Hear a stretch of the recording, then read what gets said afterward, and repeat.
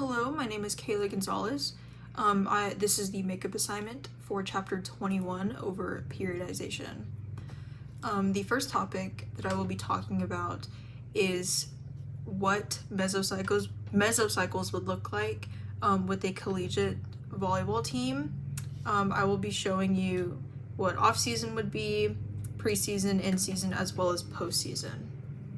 So first, we're going to start with off-season. Off-season would be for collegiate volleyball team probably for like January to June.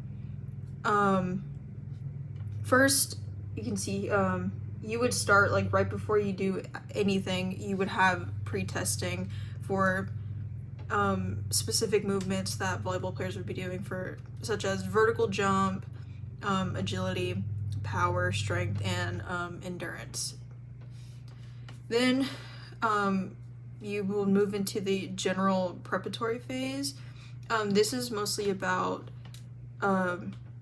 gaining body mass and how to withstand working out. So this is really focused on muscular endurance and aerobic endurance as well as strength. Here you can see these little these are like the microcycles basically, or the mesocycles within these, focusing on hypertrophy, basic strength, then hypertrophy, then basic strength again. For these mesocycles, you would really want to focus on low to moderate intensity, so about 50 to 75 of the athletes 1 RM, but at the same time you're doing high volume, so lots of reps, lots of sets, and a lot of sessions throughout the week, probably like almost 3 to 6. For these, you do want to vary volume and intensity like throughout the mesocycles. Let's say their mesocycles are 4 weeks for muscular endurance. You don't want to do heavy loads every single time. You would want to do some heavy loads, a medium load, and maybe a deload week. Throw that in there so you can have recovery. Next, still a part of the off season would be the specific preparatory phase. This would be kind of still in this area. This is where you're going to be doing like specialized drills for the sport, so you're not necessarily doing in-game speeds or anything like that, but the movements that you're doing when you're exercising and lifting in the gym are going to be more specific to what you would be doing in a game. So this would be more like speed, plyometrics, squats, lots of jumping, things that are going to build up that skill level for the sport. These are going to have high intensity, so about 80 to 95% of the athletes 1 RM, and moderate to high volume. So it's going to vary based off of recovery, and you can still kind of have like heavy and medium and light days. Next, in here there is some active rest right before. This would probably be like when the semester is ending, they go on break or something like that. You're still going to be doing things, but you want to be lifting and keeping in shape for preseason because it's coming up in the next semester. So next we move on to preseason, which is here. This is the first transition period, and this would be probably July.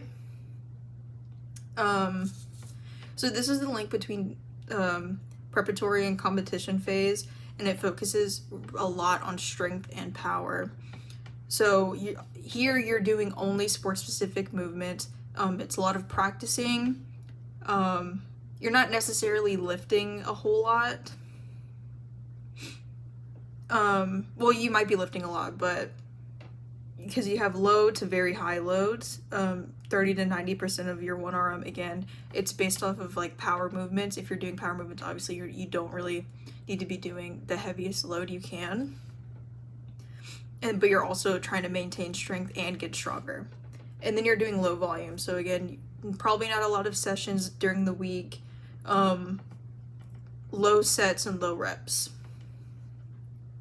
And then again, there's a period of active rest probably right before the competition phase, just for recovery and making sure everything is good.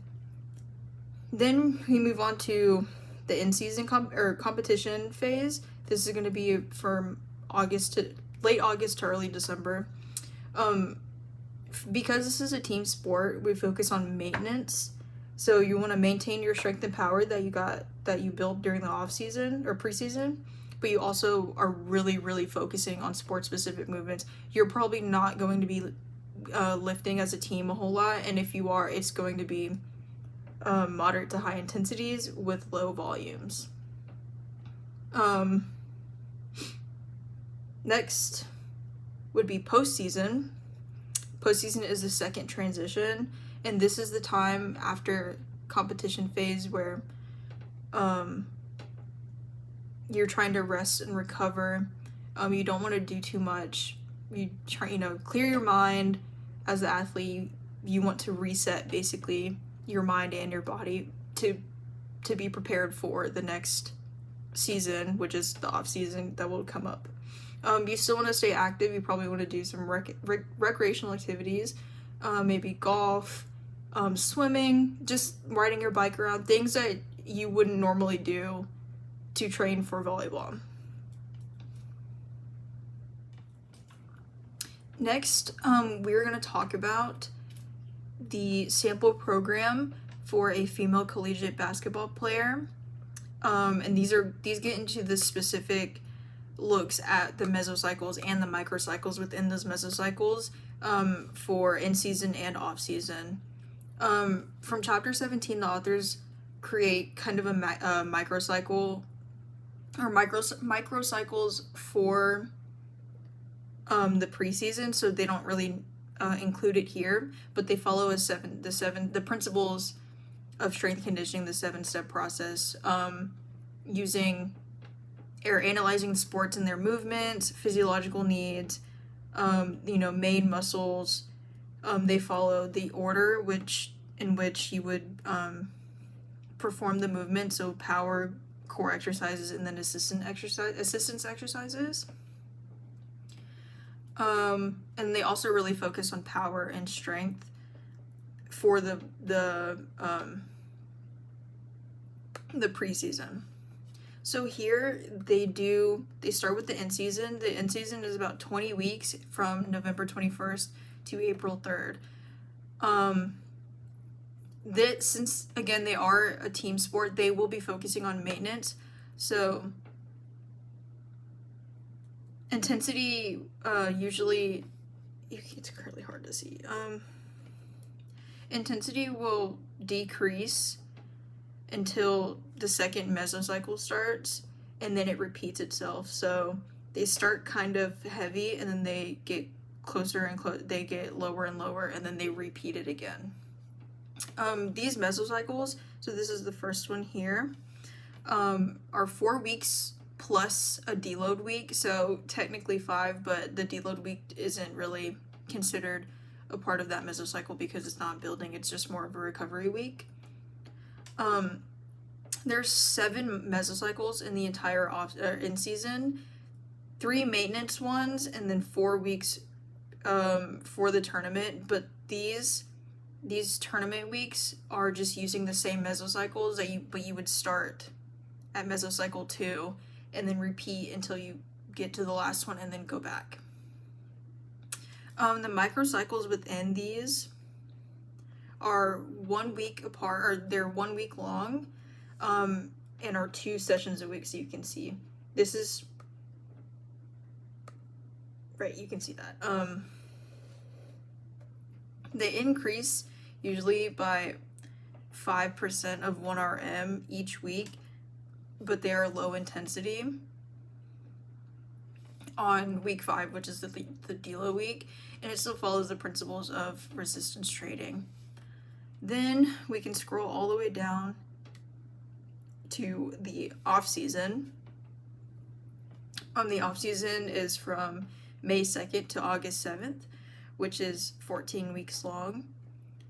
Here it shows all of the pre-testing that they do for power. They do power, assistant, non-power exercises. They're basically testing every single aspect that they would need that they're going to be working on during the off season. So you can see they have sport-specific testing here, assistant exercises, power, and then non-power core exercises. There are 5 mesocycles, and these are 2 weeks each, with the deload every 4 weeks. The first 4 mesocycles alternate between hypertrophy and endurance and basic strength, or just hypertrophy and endurance, or muscular endurance. And then it moves on when they go into the specific training is basic strength with low to moderate intensity with high volume. The last mesocycle, which is the 5th one,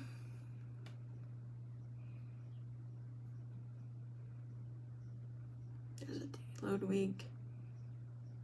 This is strength and power. This is for the preseason. This is basically the entire preseason here. The microcycles still are 1 week each, and you have 3 sessions per week. So per microcycle, you're gonna have 3 sessions, and then you move on to the next one. There are heavy and light days. They really alternate a lot for optimal recovery, and while strengthening and following the principles of core, power, and assistant exercises in that order.